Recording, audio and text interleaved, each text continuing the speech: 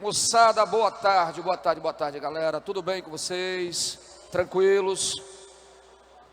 Moçada, Monteiro Lobato, ele já dizia uma coisa que é a mais pura realidade, né? Um país, ele se faz verdadeiramente com livros e com homens, né? Então a gente está aqui num domingo à tarde e vê esse ginásio cheio de pessoas buscando exatamente o lugar ao sol é extremamente prazeroso. Para a gente, eu estou já no magistério há 27 anos, né?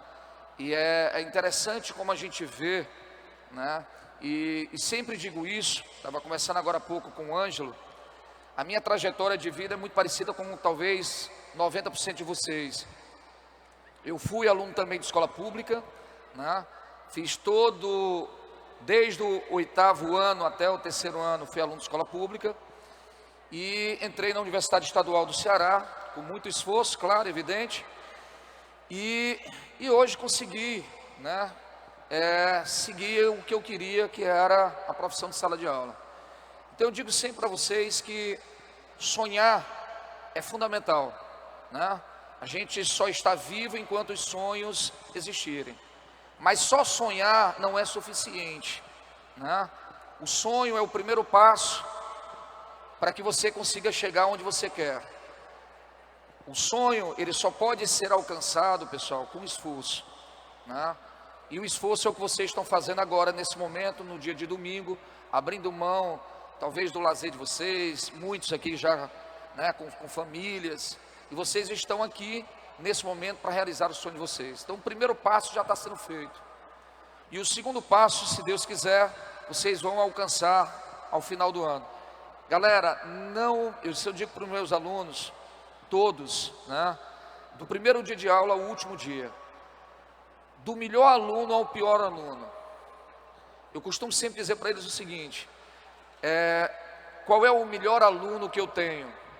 É o aluno que está sempre na sala de aula, que não falta uma aula, é aquele aluno que diz, poxa, o assunto hoje está difícil, e ao invés dele baixar a cabeça, dele se levantar e dele sair, ele fica e ele passa 15 dias matutando a matéria até que ele consegue exatamente a compreensão necessária para seguir a trajetória dele. Então, galera, não baixe a cabeça, semana é cansativa, o domingo serão vários domingos até o final do ano, e vocês precisam ter a garra que vocês estão tendo hoje aqui para vencer. Tudo bem? Bora lá, moçada, nós vamos começar a nossa aulinha por um dos assuntos que mais chamam a atenção em provas, enfim, que é a geopolítica. Evidentemente, e aí eu costumo dizer sempre o seguinte, quando você trabalha geopolítica, o aluno diz assim para mim, Fernandes, qual é o assunto que mais cai na prova de geografia? Agrário e meio ambiente, tudo bem? São os dois assuntos que vocês mais vão ver, tradicionalmente, na prova do Enem. E aí você olha lá embaixo, tem a geopolítica em 6º, 7º. Só que tem um detalhe, que essa estatística, ela escamoteia. É que quando vocês trabalham, e é interessante que vocês batam foto disso aqui, até para vocês focarem o estudo de vocês, tá? Só que eu também quero que vocês entendam o seguinte, a geopolítica, ela cai em muitas questões, e nas estatísticas elas entram aqui, ó. Onde tem idade contemporânea em história, muitas questões que estão aí são de geografia e geopolítica, tudo bem? Então eu diria, sem medo de ser feliz para vocês, que a geopolítica está entre as 3 mais importantes assuntos cobrados na prova do Enem. Os 3 mais importantes assuntos cobrados no Enem em geografia está a geopolítica, tranquilo? E o que é que nós vamos fazer aqui? Bom, primeira coisa é a gente entender a geopolítica, tá? Então, galera, o que é geopolítica? Geo, terra, certo? Política, relações de poder, tudo bem? Então, a geopolítica é uma parte das ciências humanas que vai trabalhar com vocês, né, as relações de poder. Só que essas relações de poder, elas não são travadas entre pessoas, e sim entre os estados, tudo bem? O que vocês estão trabalhando agora de crise entre Rússia, do Volodymyr Zelensky e do senhor Vladimir Putin, nada mais é do que uma geopolítica. Os meus alunos, assim que começaram o conflito, há pouco mais de 90 dias, a primeira coisa que eu disse para eles: quem vai terminar lucrando nesse conflito chama-se Estados Unidos da América. E muita gente olhou para mim e disse: Fernandes, a Rússia é a culpada pela guerra, ela está invadindo a Ucrânia, ela está gerando genocídio, o americano só está protegendo os direitos humanos. E aí domingo agora, a revista Le Monde Diplomatique francesa publicou uma matéria exatamente sobre isso. Os americanos estão usando a mídia para fazer propaganda das armas e do gás, e está vendendo armas e gás para o mundo inteiro. E eu olhei essa semana para os alunos e disse: eu disse a vocês há 90 dias que quem mais lucraria nessa guerra é os Estados Unidos. Ganham dinheiro e as relações de poder, porque desgastaram a imagem da Rússia. Ou seja, isso é geopolítica. Quando você começa a estudar geopolítica, vocês começam a prever acontecimentos que estão para acontecer. E eu digo para vocês hoje, sem medo de ser feliz, China e Taiwan estão iniciando uma guerra, certo? E vocês vão ver isso, tomara que não, né? Mas essa guerra, pelo menos nos trâmites políticos e geopolíticos, já estão sendo traçados. Se Deus quiser, a gente não vai entrar exatamente no terreno propriamente dito. E aí, um cidadão chamado Max Weber, certo? Ele disse o seguinte: o que é poder? Ora, se geopolítica é a relação de poder que é traçada entre estados, o que é ter poder? Poder é você impor suas vontades. Max Weber diz: poder é toda e qualquer chance, seja ela qual for, de impor sua vontade diante de uma relação social. Vou lhe dar um exemplo muito simples. Eu quero que vocês façam isso. Por quê? Porque eu estou dizendo que é para vocês fazerem isso. Eu imponho o que eu quero a vocês, independentemente do que vocês estão querendo. Isso é ter poder. Tudo bem? Então, quando você trabalha geopolítica, o que os estados estão fazendo? Estão tentando impor suas vontades diante de uma relação política entre os estados globais. E aí a geopolítica, pessoal, a gente começa a trabalhar o seguinte. Eu sei que vocês começam a trabalhar geopolítica a partir de 1945. Teu livro de geografia começa a trabalhar geopolítica, sabe quando? Na bipolaridade mundial e na velha ordem mundial. Pois acompanhem comigo o seguinte: o que é uma ordem mundial? Ordem é uma organização hierárquica. Através das relações de poder, eu posso dizer para vocês hoje que quem manda no mundo é o governo americano. Só que o governo americano está sendo ameaçado pelo governo da China. Existe hoje uma hierarquia de poder no mundo. Se você me perguntasse como é que eu dividiria o mundo hoje, eu diria para vocês que nós temos hoje Estados Unidos, Europa, China e Rússia comandando o tabuleiro de xadrez mundial. Desponta China e Estados Unidos. É uma hierarquia. E eu quero que vocês entendam que antes da bipolaridade mundial, quem mandava no mundo era a Europa. E eu vou provar a vocês que a Europa manda no mundo. Quer ver uma coisa? No século XV, pessoal, o que eu tenho geopoliticamente no mundo? Século XV, a gente está vivenciando o período das grandes navegações. E aí você está vendo o quê? A baixa Idade Média, a crise do sistema feudal, a ascensão exatamente na filosofia do movimento, humanista. Começamos a desenhar sociologicamente uma sociedade antropocêntrica. Olha aí, ó, a gente está começando a dar uma guinada geopoliticamente no mundo. Presta atenção, certo? E aí a gente vai ver os estados absolutistas sendo consolidados nesse momento. Como é que era o poder da Idade Média, vocês lembram? O poder da Idade Média, ele era descentralizado. Lembram disso? Havia uma relação entre suceranos e vassalos, e aí você tinha os senhores feudais. Os estados, eles eram fragmentados. Tranquilo? O que acontece quando a gente chega na Idade Moderna? A gente centraliza o poder. Ficou claro isso? E aí, a aliança do rei com a burguesia. Fernandes, o que o rei ganha nessa centralização?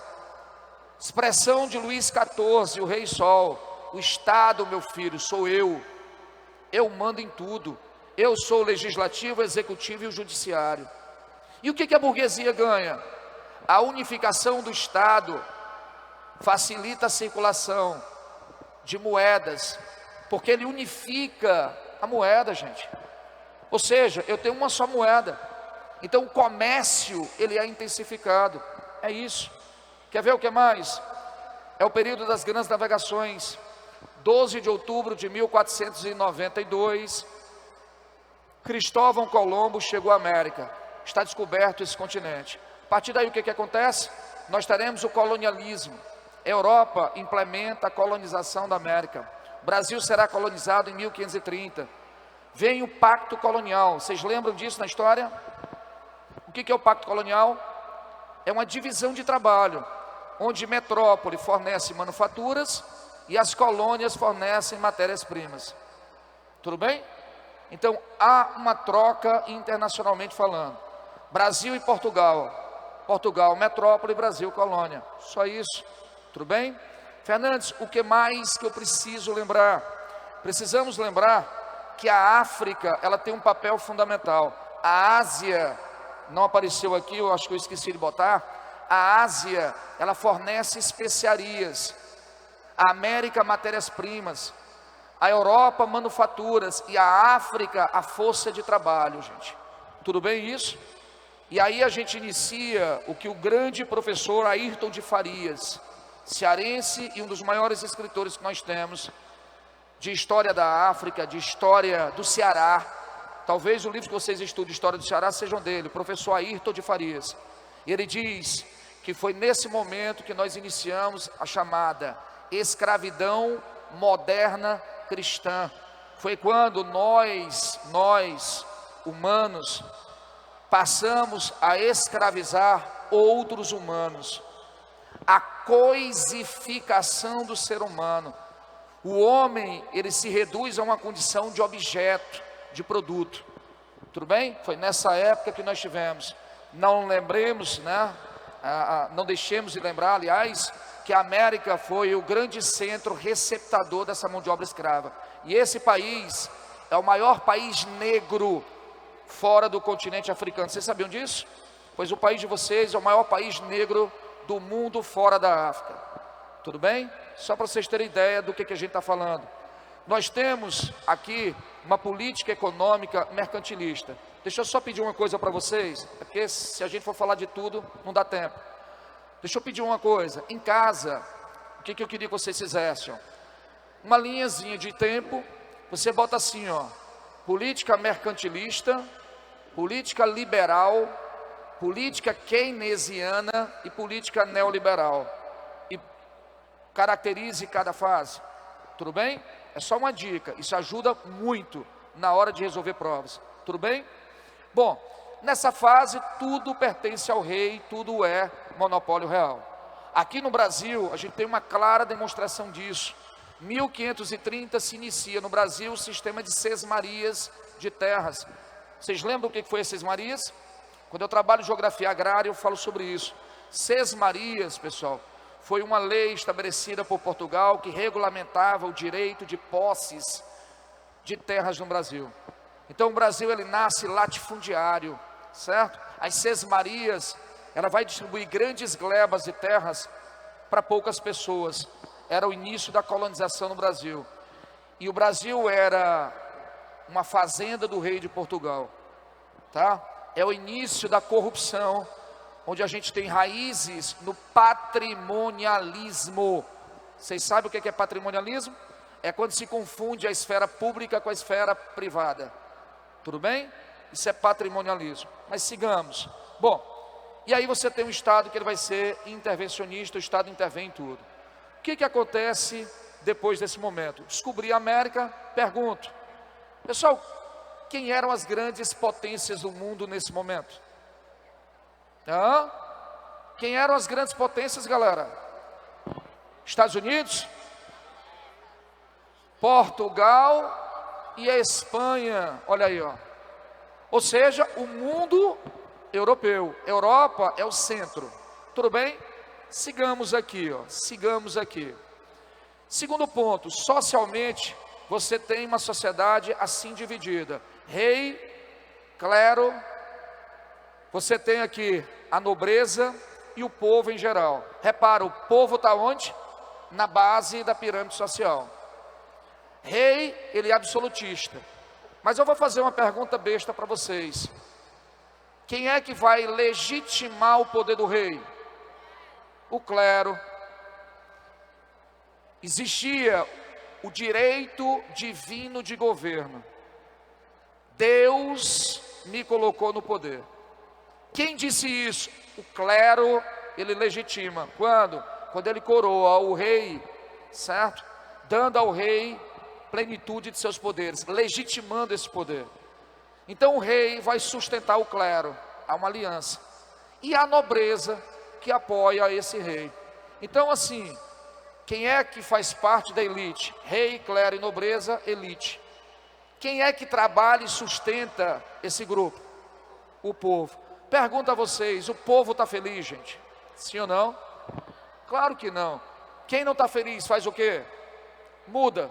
Quem não está feliz, muda. Essa é a chamada força transformadora da sociedade. E essa força transformadora, ela tem uma burguesia. Ei, burguesia está na base. Burguesia está na base. Burguesia trabalha, burguesia paga imposto, mas não tem privilégios nesse sistema. Tudo bem? Aí o que é que ele faz? Financia a filosofia, e a filosofia desenvolve um movimento o quê? Pessoal, o que é o iluminismo? É uma corrente filosófica desenvolvida na Europa, no período moderno contemporâneo, aonde ele se utiliza do racionalismo. A razão é a base. Perfeito isso? Você sabe o que quer dizer iluminismo, né? É uma contraposição ao que a gente chamava de idade das trevas. O que era a idade das trevas? A idade da obscuridade de pensamento. Tudo bem? Então, você já parou para pensar por que toda vida que no desenho animado a gente tem uma pessoa que vai ter uma ideia, aparece uma lâmpada? É exatamente o símbolo da luz. A luz que vai clarear a obscuridade da Idade Média. É nesse sentido que a gente fala em clareamento. Perfeito? A gente escuta muita gente hoje falar no sentido racial, não tem nada a ver, gente. A gente está falando do sentido intelectual, tudo bem? Então o iluminismo, ele se contrapõe ao pensamento teocrático. Levei uma topada, foi porque Deus quis. Caiu um raio, Deus todo deve estar furioso. Ei, eu preciso explicar o que está acontecendo, cientificamente, racionalmente. É isso o iluminismo. Tudo bem para vocês? Então, no século XVIII, esse iluminismo ganha força, certo? E começa a contestar o absolutismo. Está aí, esses três caras, vocês vão trabalhar na filosofia, na sociologia. John Locke, ele diz, o poder não emana de Deus, o poder emana de vocês. É o povo que coloca quem quiser no poder. John Locke, o poder emana do povo e não de Deus. Ei, estou quebrando a base do absolutismo. John Locke, ele diz, todos nós ao nascermos, nós temos três princípios que são inerentes ao homem, três direitos que nos são inerentes. O direito à vida, à liberdade e à propriedade privada, gente. John Locke, eu estou quebrando todas as bases do absolutismo, tudo bem? E aí o que acontece?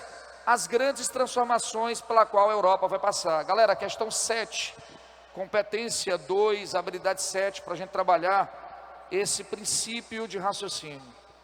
Quem era a burguesia? Eram os escritores, os doutores, os professores, os advogados, os juízes, os funcionários, as classes que eram educadas. Eram os mercadores, os fabricantes e os banqueiros. As classes financeiramente ricas, abastadas, que já tinham direitos e queriam mais. Acima de tudo, queriam, ou melhor, precisavam, lançar fora o jugo da lei feudal numa sociedade que realmente já não era mais feudal. Precisavam deitar fora o apertado gibão feudal e substituí-lo pelo folgado paletó do sistema capitalista. Encontraram a expressão de suas necessidades no campo econômico. No campo econômico, o liberalismo. Adam Smith, David Ricardo, Thomas Robert Malthus, certo? Aí a gente vê aí, ó, nos escritos dos fisiocratas, né, que falavam muito sobre a questão da natureza e de como a natureza poderia influenciar o desenvolvimento econômico de países, de sociedades, tá? A expressão de suas necessidades no campo social, no trabalho de Voltaire, Diderot e dos chamados enciclopedistas. O Laissez-faire, deixe passar, que é o livre, puxa aí, ó, princípio do liberalismo econômico, bote assim, tá? Aí ele diz: no comércio e na indústria teve sua contrapartida no domínio da razão, da religião e da ciência. Tudo bem? Aí ele diz: essa burguesia descrita foi responsável por uma das principais transformações políticas e sociais que teve um impacto duradouro na história do país onde ocorreu, e mais amplamente em todo o continente europeu. Qual seria a grande revelação que você vai ter aí, revolucionária, que modifica toda a estrutura de pensamento da sociedade, não só da Europa, eu diria global? Uma revolução que tivesse características essencialmente, certo, liberais, hein? Professor, a Revolução Gloriosa foi uma revolução burguesa? Foi, mas como a própria revolução ela diz, ela foi gloriosa, não houve derramamento de sangue, e pouco se alterou em termos de estrutura. O rei reina, mas não governa, mas quem governa é exatamente o primeiro-ministro. Perfeito? Então, 1688 na Inglaterra. Eu estou falando de quê, pessoal? Do item B de bola na grande Revolução Francesa. A Revolução Francesa, ela transforma toda a estrutura da sociedade. Na Revolução Francesa, o povo decapitou, né? Decapitou o rei absolutista. Nós tivemos uma profunda mudança social, política e econômica que transforma a sociedade dos séculos vindouros, século XVIII, século XIX e até hoje. Tudo bem? Então essa é a revolução que inclusive o professor de história utiliza como mudança da idade moderna para a idade contemporânea. Tranquilo? Show? Sigamos a brincadeira. E aí você tem essa burguesia. Essa burguesia industrial, olha que legal, forma uma sociedade industrial. Pergunto, quais são as duas classes sociais que nós temos, pessoal? Burguesia. Quem está no poder? Burguesia. Quem é a base agora da pirâmide? Proletariado vai estar feliz? Proletariado trabalha 16 horas por dia recebendo salários miseráveis. Eis a exploração proletariada, século XIX. E aí quem é que vocês vão ver aí? Movimento ludista, Ned Lud, quebrando máquinas. Vocês já devem ter visto isso na Revolução Industrial. Que mais? Movimento cartista, buscavam direitos políticos. E o que mais? Os movimentos sindicalistas. Ficou claro isso? Então isso é reflexo direto dessa luta de classes sociais. Ei, Fernandes, tu falou luta de classes. Falei. Se eu estou falando luta de classes, o que isso vai te lembrar? Karl Marx e Friedrich Engels. 1848, ele via no século XIX muitos movimentos operariados. E aí o que Karl Marx diz? Se nada mudar na sociedade, teremos esses proletariados fazendo uma revolução e derrubando a burguesia. Se nada mudar, nós teremos os proletariados fazendo a revolução e derrubando a burguesia. Tomarão esse poder e teremos um governo proletariado, que vocês, na visão escolar, trabalham como ditadura proletariada. Um governo proletariado, gente. Eu até peço a vocês que mudem sempre essas expressões, né? Então, governo do povo para o povo, vindo do povo, se Deus quiser. E aí, o que ele diz? Marx, ele preconiza o que a gente chama, né, de dialética materialista histórica. Filosoficamente, professor, o que é uma dialética? É um diálogo, é isso que a gente está fazendo. Diálogo, certo? Materialista, porque o estudo de Karl Marx, ele parte de algo material, concreto, e não de algo abstrato. O que Karl Marx vai estudar? As relações de classes sociais, isso é concreto. Ninguém está discutindo o amor, a gente está discutindo algo concreto e palpável, visível na sociedade. Por isso que ele é materialista. E ele é histórico, porque ele diz sempre o seguinte: é preciso a gente estudar o passado para a gente entender o presente. Por isso que ele é histórico. Ele busca raízes dos problemas sociais. Karl Marx. Por isso que a gente chama de dialética materialista histórica. A história do homem pode ser resumida na histórica luta de classes sociais. Tudo bem?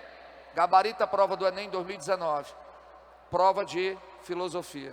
Parte de filosofia. E aí ele diz: ora, se eu digo para vocês que a qualquer momento os proletariados podem tomar o poder, a burguesia se sente ameaçada. E aí o que a burguesia fez?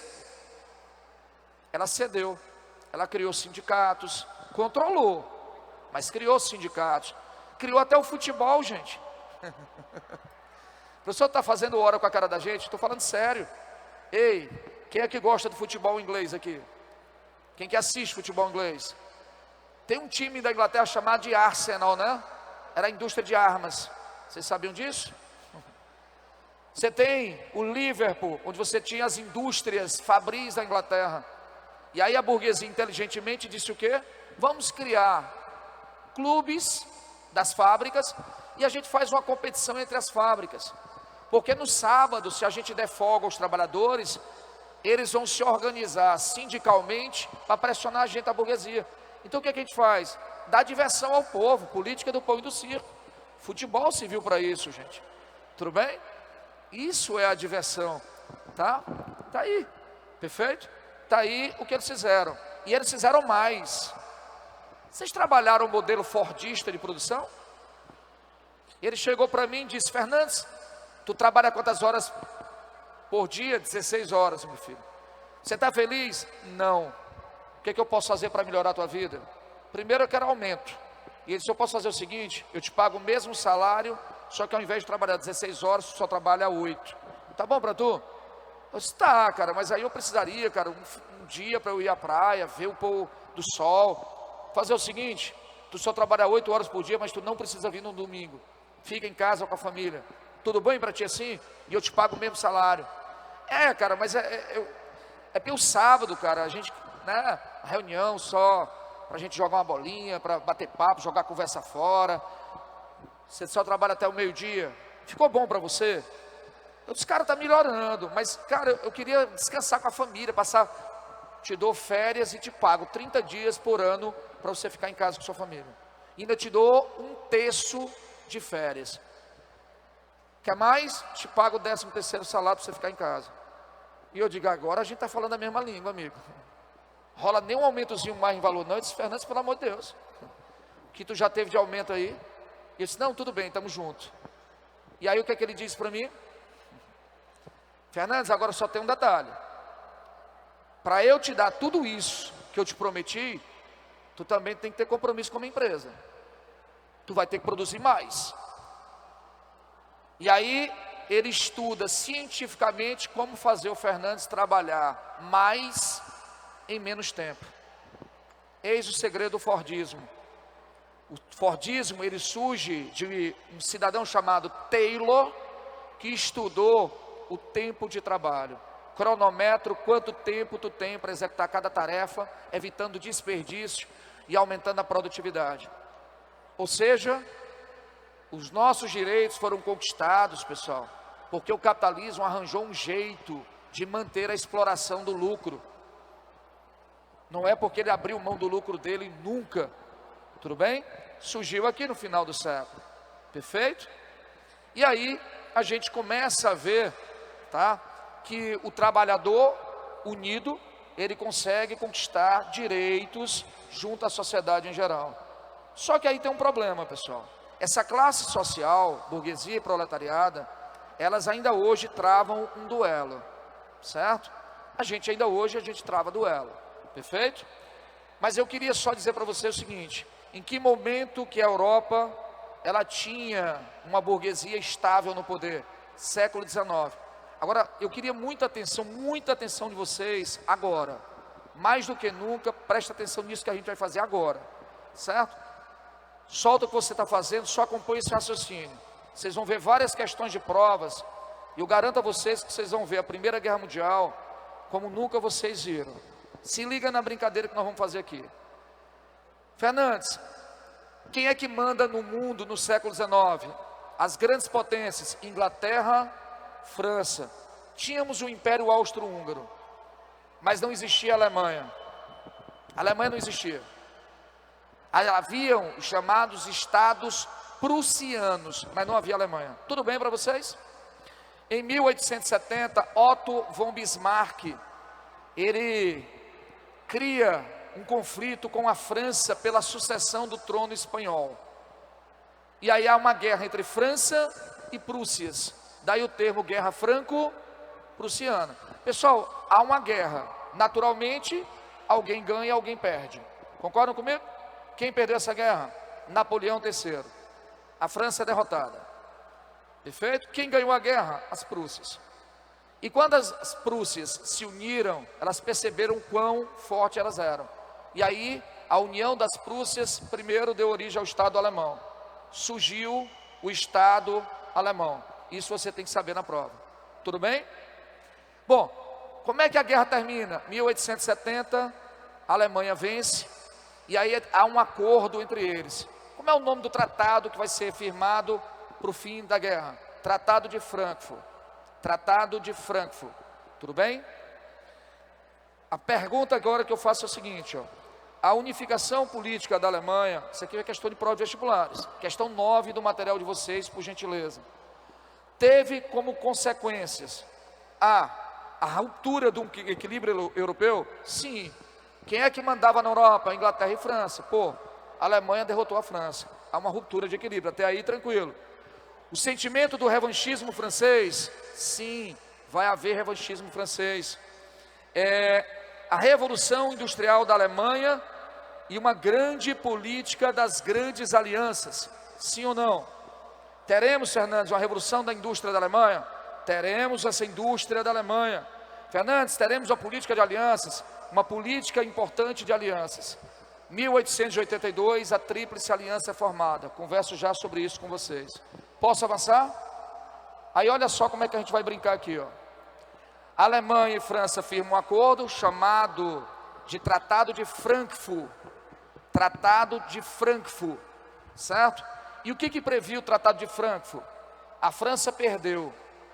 Se ela perdeu, ela pagou indenizações, dinheiro, e deu para a Alemanha o território da Alsácia-Lorena. Fernandes, o que tem de tão importante na Alsácia-Lorena? Ferro e carvão. Pergunto a vocês, o que a Alemanha fez com dinheiro, ferro e carvão? Dá para fazer um churrasco bacana também. Mas o que ela fez? A indústria, gente. A Alemanha desenvolveu sua indústria. Pergunto, qual o setor industrial que a Alemanha desenvolveu? Indústria química, bélica, naval, siderúrgica. Os setores mais importantes que haviam no mundo naquele momento, a Alemanha fez. Pergunto, quem ficou preocupado com o crescimento industrial dessa Alemanha? Quem ficou preocupado, gente? França já perdeu. Quem? A Inglaterra está preocupada. Então eu começo a ver uma rivalidade entre a indústria alemã e a indústria britânica. Surge uma grande rivalidade econômica na Europa. Eu quebrei o equilíbrio. A Europa agora está tensa. Há uma briga no campo econômico. Só que tem uma coisa, se eu tenho indústria, eu produzo em larga escala ou em pequena escala? Larga escala, produção em série, certo? Se a produção é em série, eu preciso ter o quê? matéria-prima e mercados consumidores. Pergunto, onde é que a Europa vai buscar o mercado consumidor? Na América, inclusive aqui a Inglaterra pressiona o Brasil para libertar os escravos. Lembram disso? Lei Eusébio de Queiroz, lei do ventre livre, lei sexagenária, lei áurea. Pois é, isso era a pressão britânica. E onde mais?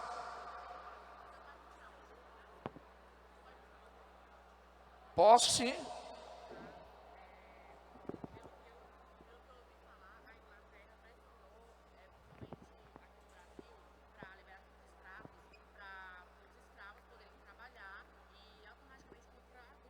Isso, sim. Qual era a ideia? É que a Inglaterra queria que a gente libertasse o trabalho escravo, para que o escravo se tornasse trabalhador assalariado, recebendo salário ele compra, se ele compra ele gera consumo, se ele gera consumo gera lucro, se gera lucro interessa ao sistema, porque a Inglaterra tem que vender, tudo bem? Essa é a ideia. Aí eu te pergunto, onde é que eles vão buscar a essência da matéria-prima? Na África e na Ásia. Neocolonialismo. África e Ásia, neocolonialismo. O que é o neocolonialismo? É uma disputa entre os países europeus pelos territórios na África e na Ásia. Tudo bem? Olha o raciocínio. Aí, o que eles fizeram? Está todo mundo brigando pela África e pela Ásia. Nós temos duas coisas importantes aqui para serem discutidas. Primeiro, eles vão fazer 1884, 1885, a Conferência de Berlim. Na Conferência de Berlim, eles vão dividir a África entre si. É a partilha do continente africano. Eles dividiram a África como quem corta um pedaço de bolo. Não respeitaram as diferenças étnicas existentes dentro de cada região. Só para vocês terem uma ideia da brincadeira. A Nigéria, ela tem entre 250 e 300 etnias dentro de um mesmo estado. Vocês sabiam disso? A Nigéria, ela vive uma guerra, pessoal, tribal, pelo poder. Hausans e Fulanis versus os Igbos e Yorubás. Islâmicos e católicos dentro da Nigéria. O norte versus o sul. O norte é islâmico, de onde surgiu o Boko Haram, um dos grupos terroristas sunitas mais temidos do mundo. Tudo bem até aí, tranquilo? Então, quem fez isso? A Europa, gente. A causa da guerra hoje da Nigéria é da Europa. Tudo bem? Fernandes, fronteira artificial. Construir a fronteira. Pergunto, quem é que vai estar dentro do país, controlando o país? Alguns países serão comandados por brancos, mas a maioria dos países africanos foram comandados pelos próprios negros. Os europeus escolhiam tribos na África e tornavam essa tribo a elite. Tudo bem?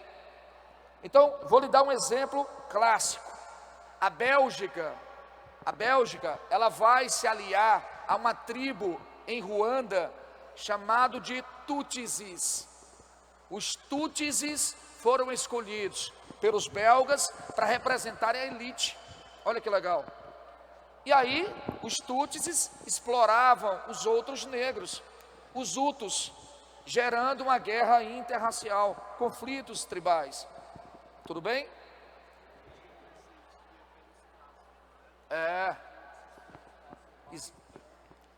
Não era nem traços brancos, pela feição do rosto, tá? Eles achavam que os Tutsis tinham feições, padrão de beleza mais próximo ao europeu do que os Hutus. Por isso a escolha. Era racismo puro, certo? Vocês não têm ideia do que os brancos europeus fizeram com os negros, pessoal. Eles eram apresados e levados à Europa e colocados dentro de zoológico e apresentados à sociedade como animais. Vocês sabiam disso? Em jaulas, sabiam disso? Olha o grau de racismo que nós tínhamos no século XIX. Perfeito? Tranquilo? Olha o que a sociedade europeia fez com a África. E aí a gente vai para lá, ó. Então ele desestruturou as sociedades tradicionais, escolheu alguém para representar a elite. A elite seria o cara que teria poder e as melhores terras. As melhores terras seriam dessa elite. E adivinha, elas vão produzir matérias-primas no modelo plantation. Para vender para quem? Para a Europa. As melhores terras e as grandes propriedades, eles produzem produtos para mandar para a Europa, pô. Ficou claro o raciocínio? Olha aí, ó. E as pequenas propriedades com os piores solos ficaram para a população marginalizada. Aí eu vou fazer uma pergunta difícil. Se a minha terra é ruim e a minha propriedade é pequena, eu vou conseguir produzir alimentos suficiente para todo mundo? Eis a origem da fome. Perfeito? Eis a grande origem da fome. Deixa eu fazer uma pergunta besta para vocês. Qual foi a causa da Primeira Grande Guerra Mundial? Alguém, por gentileza? Esse foi o estopim da Primeira Guerra Mundial. A questão balcânica e o assassinato de Francisco Ferdinando e sua esposa por um movimento sérvio. A causa está aqui, ó.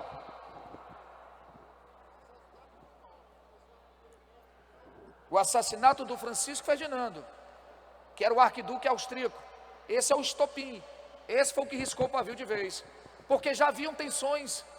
E cadê as tensões, que eu não estou vendo? Ei, tudo que está de vermelho no quadro, de presente para vocês, está aí as causas da Primeira Guerra Mundial. Eu não disse a vocês que vocês iam ver a guerra sem nem sentir, sem decoreba besta, só raciocinando. Está aí a causa da Primeira Guerra. Mas eu ainda vou completar, presta atenção. Os países europeus estão em polvorosa. Cria-se as grandes alianças. A Tríplice Aliança e a Tríplice Entente. Tríplice Aliança: Áustria, Alemanha e Itália. Tríplice Entente: Rússia, Inglaterra e França. Fechou? Pois é, agora sim, tudo que está de vermelho aí para vocês, vocês têm na mão de vocês, sem nenhum esforço, a Primeira Guerra Mundial. Só faltou quem? A questão dos Balcãs e o assassinato do Francisco Ferdinando. Posso passar? Querem bater fotos? Deixa eu só me afastar aqui para vocês, para eu não aparecer enfeiando a foto de vocês. Pronto. Tranquilidade? Pessoal, eu estou mostrando a vocês que a Europa era o centro social político do mundo. E eu estou dizendo para vocês por que a Europa deixou de ser. A Primeira Guerra Mundial é a causa. Está aí, ó. Primeira Grande Guerra Mundial, para vocês. O assassinato do arquiduque Francisco Ferdinando, está aí a Primeira Guerra. E que consequências eu tenho da Primeira Guerra? Antes de mais nada, questão 6, por gentileza. Eu não vou nem resolver não, vocês vão gabaritar, me dê só o gabarito. Eu vou dar 2 minutinhos para vocês resolverem isso. 2.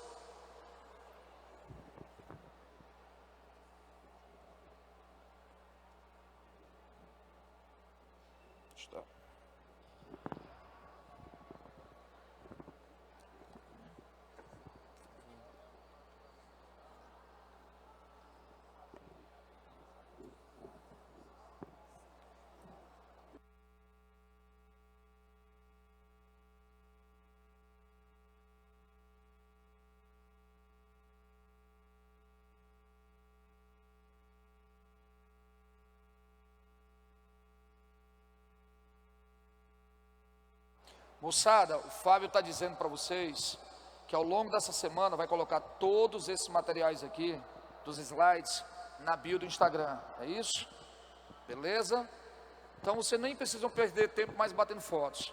Vai estar tudo no material de vocês. Rapaz, você é demais. Valeu, show, brigadão. E aí, que gabarito nós temos aí, moçada?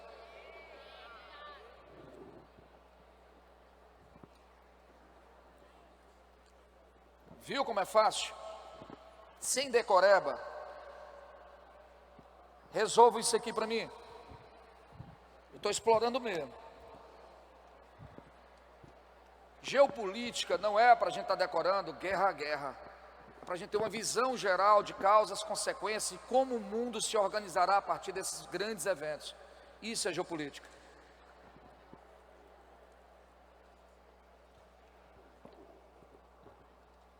Questão 8.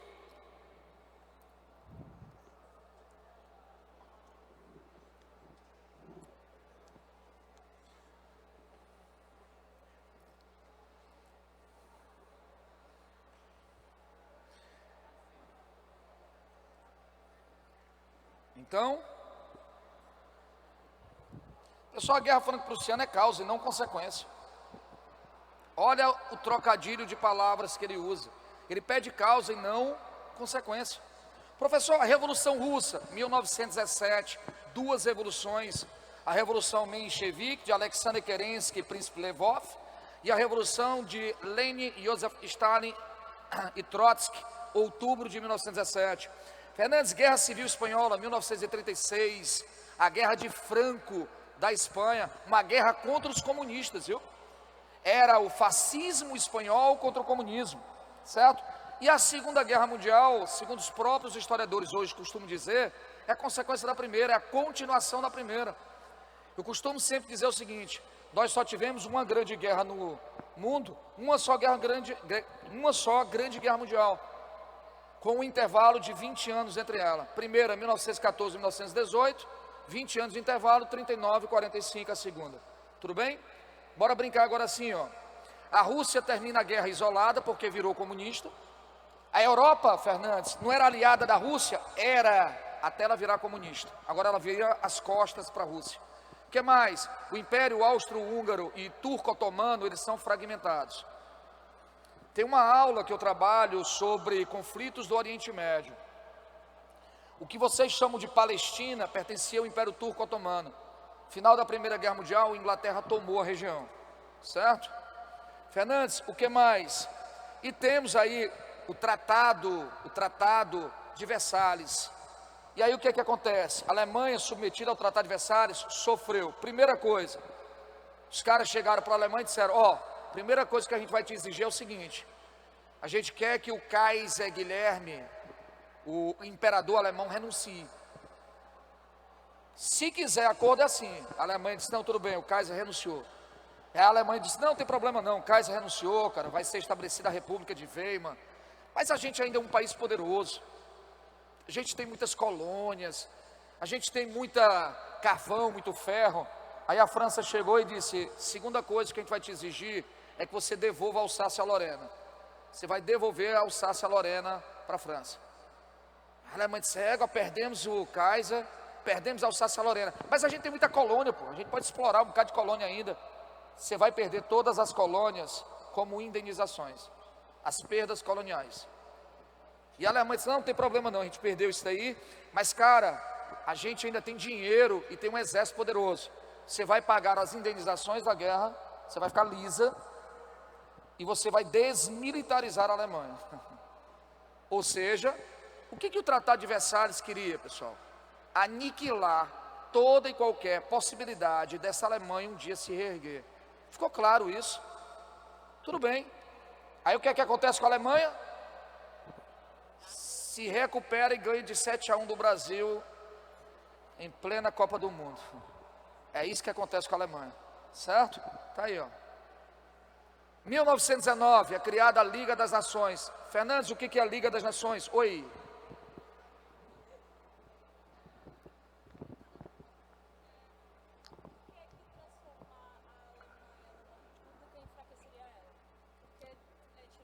Porque você tira a centralidade do poder de uma só pessoa, de um grupo.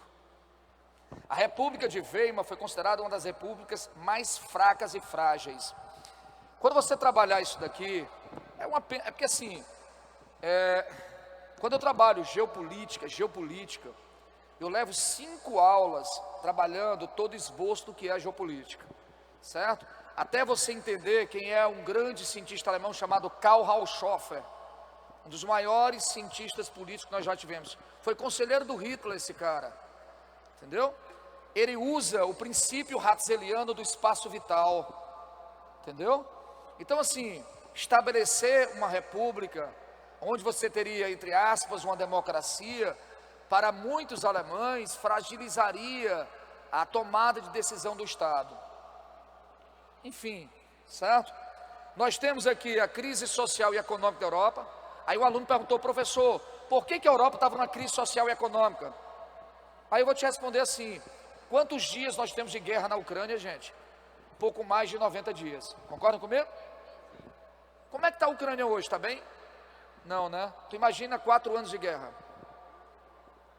Crise social, política e econômica, viu? Eu só botei social e econômica, faltou política.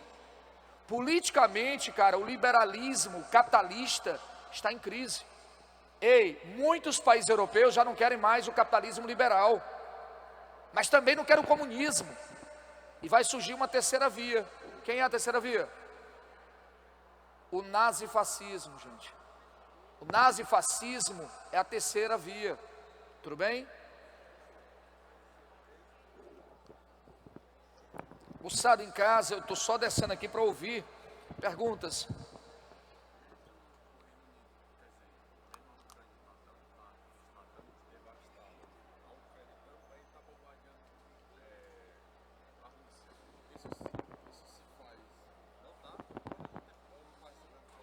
A região de Donbass, não é a Rússia, ela não está tendo alcance lá não. Tá tranquilidade. Olha, eu vou ler aqui uma coisa para vocês, se vocês me permitirem. Jornal francês Le Monde Diplomatique. Rapaz, eu adoro esse jornal, porque ele traz um pensamento diferente de tudo que vocês acompanham por aqui, certo? Olha só que legal o que esse cara colocou, se vocês me permitirem. Aliás, quem quiser e puder me seguir no meu Instagramzinho, ajude. Tem um pouco a gente, Fernandes Epitácio Underline, certo? Oi.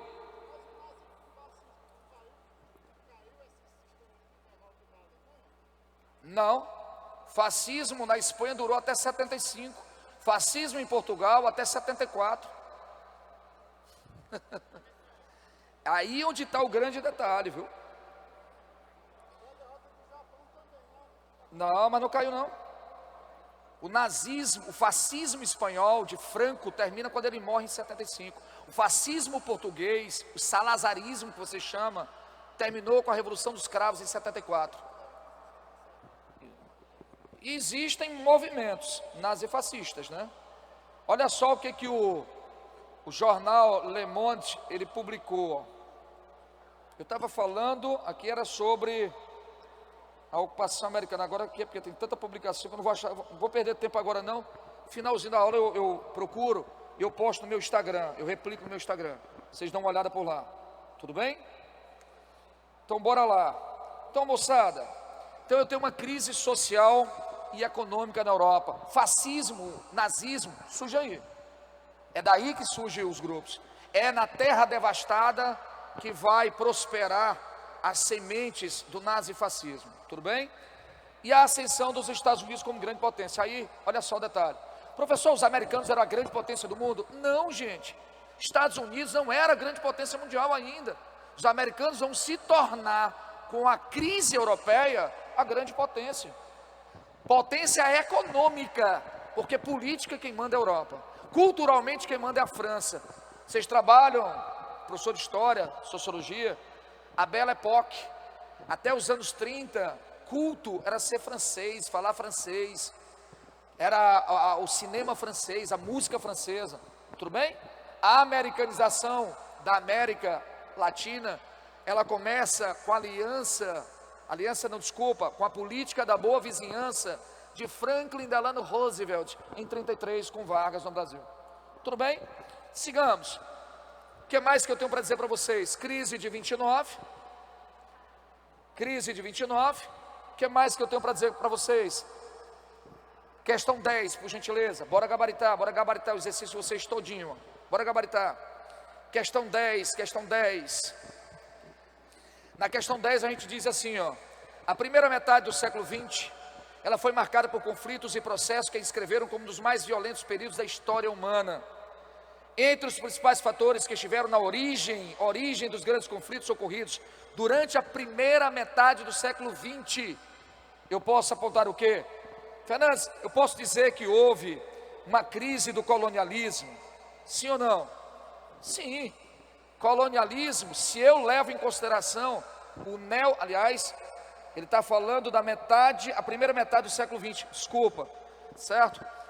Se eu levar em consideração o colonialismo, o neocolonialismo, tudo bem? Aí a gente pode gabaritar. Se eu levo em consideração a palavra colonialismo como neocolonialismo, show de bola. Ascensão dos nacionalismos, sim, gente. O nacionalismo dos anos 30 ganhou força, o crescimento nazifascista. Vargas no Brasil, caracterizem Vargas para mim com 3 palavras. 3 palavras para você me definir Vargas: nacionalista, populista e trabalhista. Perfeito? E temos aí o crescimento de regimes totalitários, sim ou não? Sim. Nazismo, fascismo. Aqui no Brasil, Getúlio Vargas e a Constituição de 37, outorgada, que criou o Estado Novo. Ele é totalitário, gente. Está claro isso? Fernandes, por que não o item B de bola? Enfraquecimento do grande Império Britânico? Sim, podemos apontar. A Grande Depressão? Podemos apontar, certo? Fernandes, a corrida nuclear pós 45, meu filho. A corrida nuclear, ela ganha força nos anos 50, ela faz parte da geopolítica da Guerra Fria, e não dessa primeira metade. Tudo bem? A bomba ela foi criada em 1941 pelo projeto Manhattan, liderada por um cientista americano chamado Oppenheimer, lançada em 1945, 6 e 9 de agosto de 45, bombas de Hiroshima e Nagasaki. Mas a questão da corrida nuclear, não é só produzir, é que você tenha na geopolítica, como base geopolítica, o crescimento da produção nuclear do mundo. Aí, em 49, o Stalin inaugura a bomba dele. Perfeito?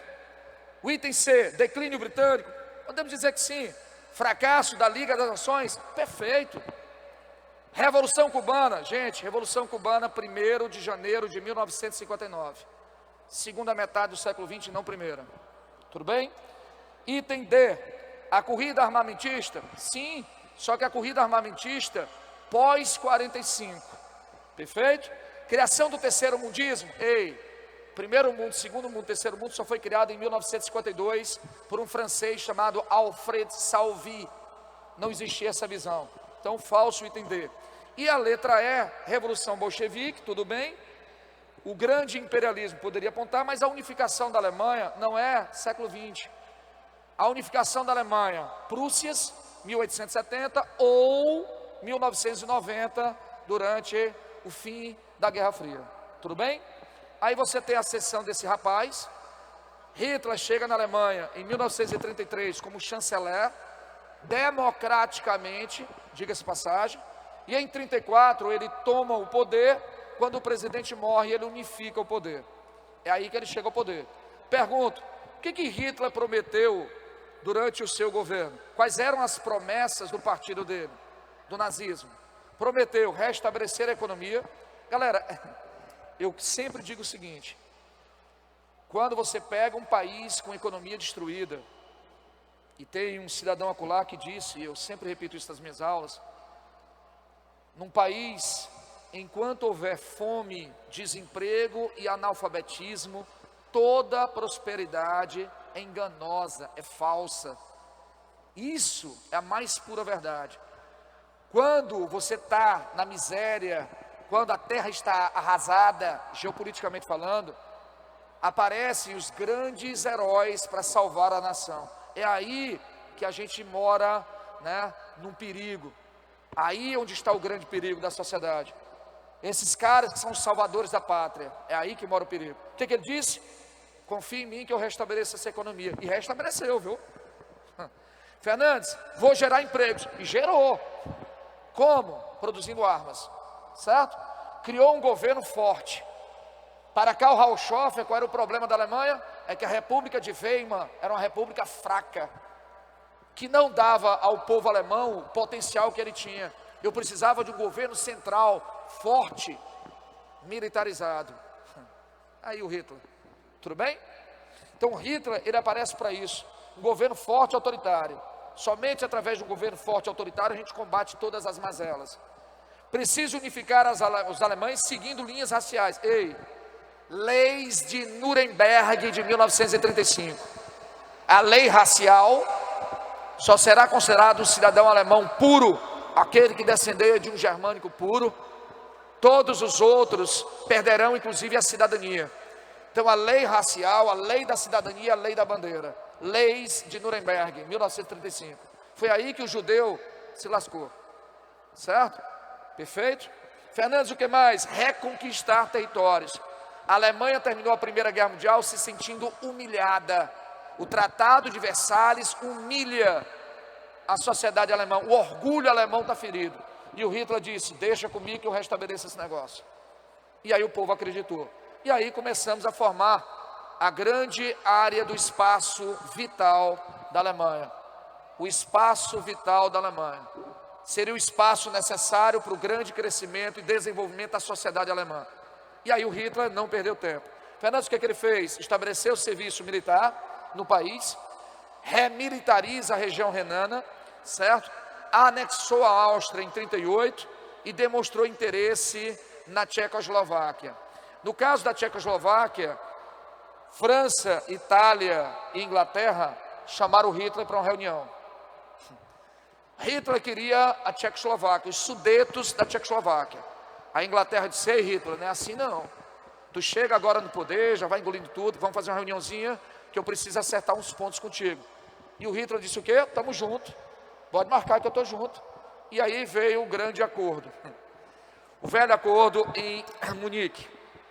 O que acontece no acordo em Munique?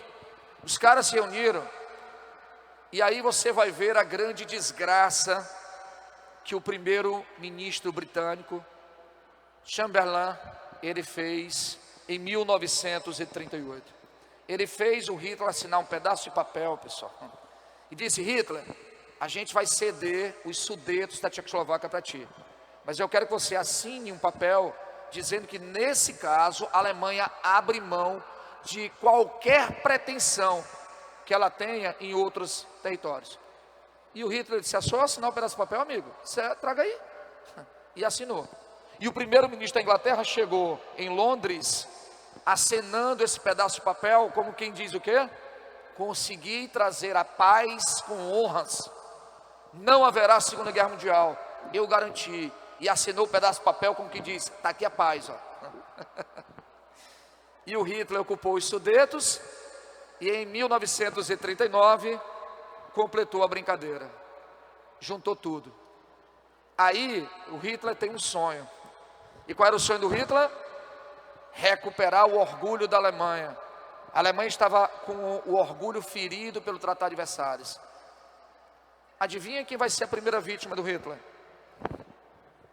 Ele quer a França.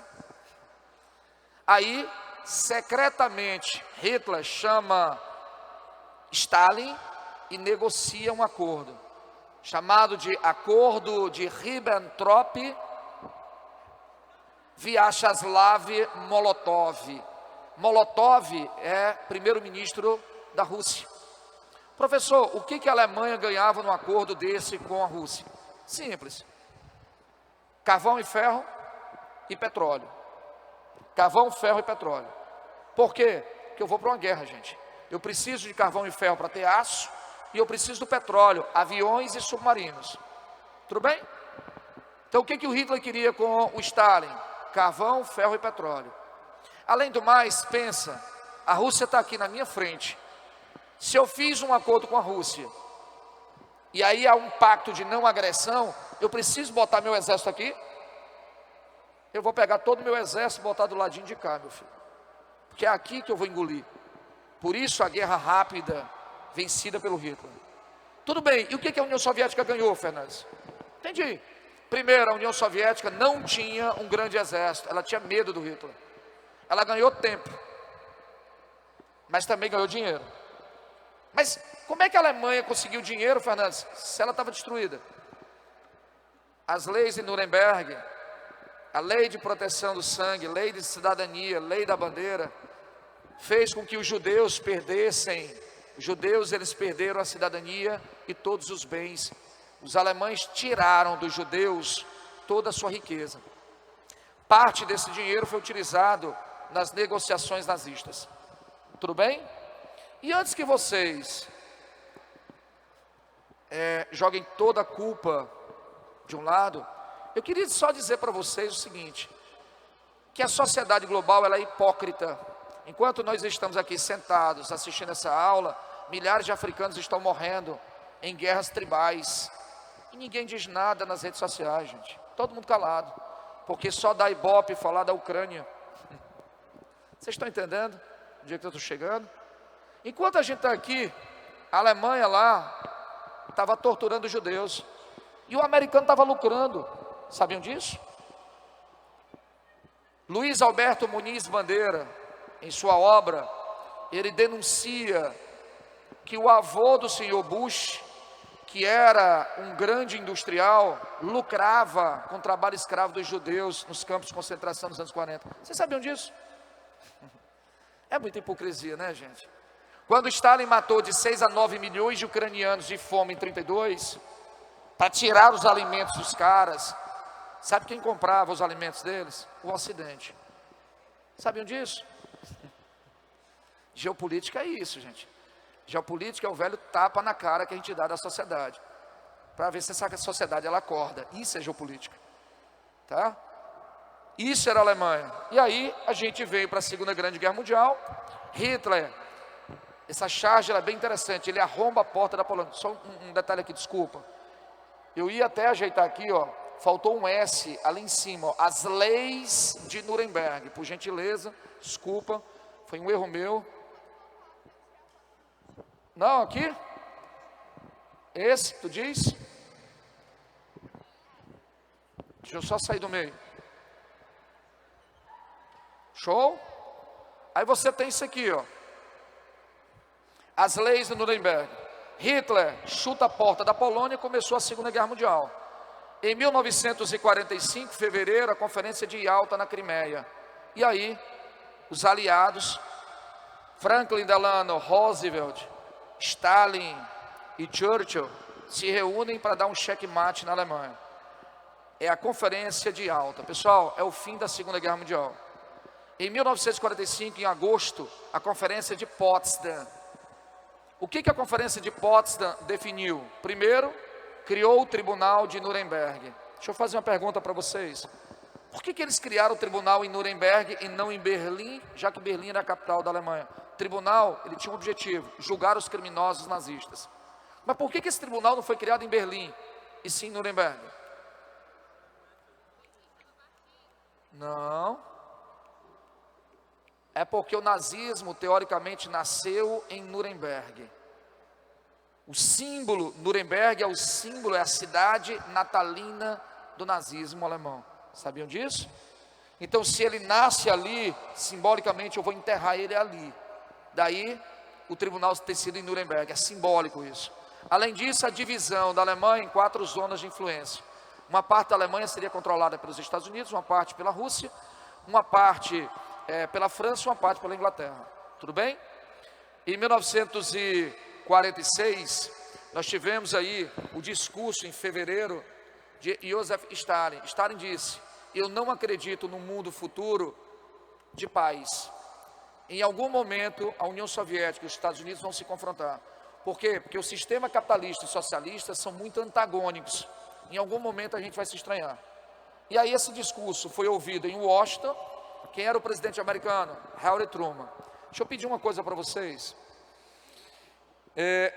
Eu, quando estudo geopolítica, eu costumo primeiro pegar a região que eu vou estudar e fazer uma lista para entender cada governo de país. Estados Unidos, quando você pega os Estados Unidos, você tem um governo dos anos 30 para cá de quem? Franklin Delano Roosevelt, Harry Truman, Dwight Eisenhower, John Fitzgerald Kennedy, Lyndon Johnson, Richard Nixon, Gerald Ford, Jimmy Carter, Ronald Reagan, Bush, o pai, certo? Bill Clinton, Bush, o filho, Obama, Trump e Joe Biden. Quero entender os Estados Unidos? Eu tenho que fazer uma análise sobre esse cara, sobre todo o DNA dos Estados Unidos até hoje. Se eu quero entender a União Soviética e a Rússia de hoje, preciso entender quem? Lenin, Joseph Stalin, Malenkov, Nikita Khrushchev, Leonid Brezhnev, Yuri Andropov, Konstantin Chernenko, Mikhail Gorbachev. Fim da União Soviética. Boris Yeltsin, Putin, Dmitry Medvedev e Putin. Todos os presidentes da Rússia dos anos de 1917 para cá. Então, quando você faz esse levantamento, você começa a entender a lógica de raciocínio que cada país vai ter a partir de então. Então é isso. Harry Truman disse: quer dizer que o Stalin não acredita na coexistência pacífica? Pois eu vou fazer o meu discurso. E o discurso dele é bem simples: descerra-se nesse momento uma verdadeira cortina de ferro, separando o mundo democrático do mundo socialista. E os americanos vão estar ali lutando para manter a democracia global. É o chamada doutrina Truman, é o início da Guerra Fria. Guerra Fria é assim, ó. Fernandes, Guerra Fria, a velha ordem mundial, a bipolaridade, tudo o que você tem que saber de 45 a 90.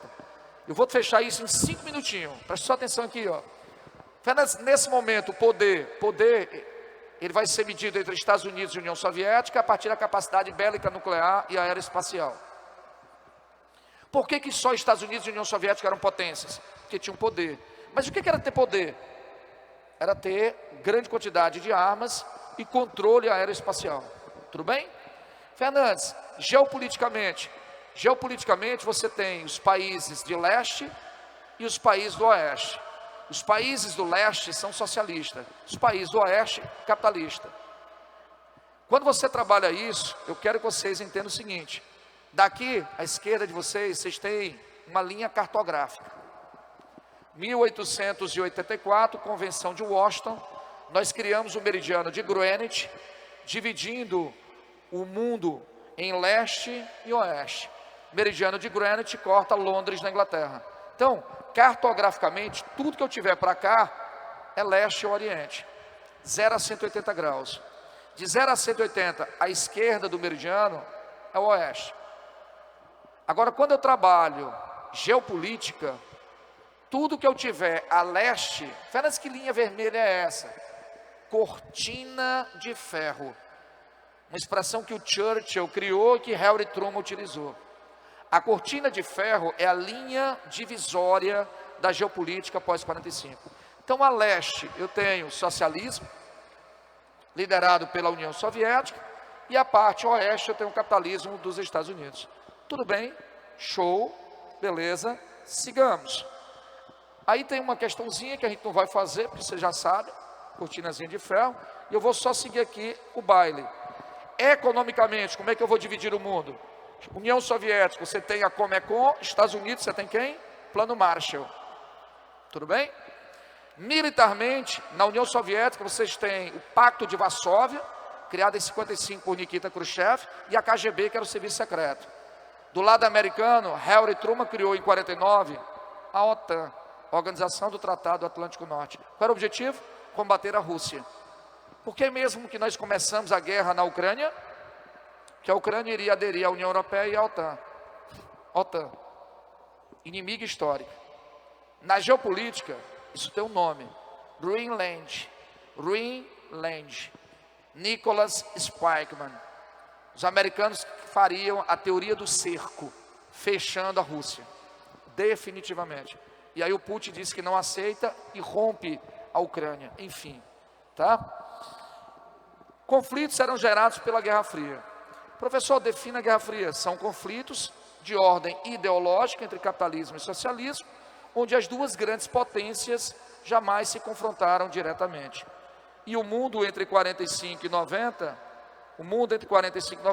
tiveram vários conflitos dentro dessa lógica da bipolaridade mundial. Tudo bem? Moçada, eu vou infelizmente fechar com vocês hoje por aqui, certo?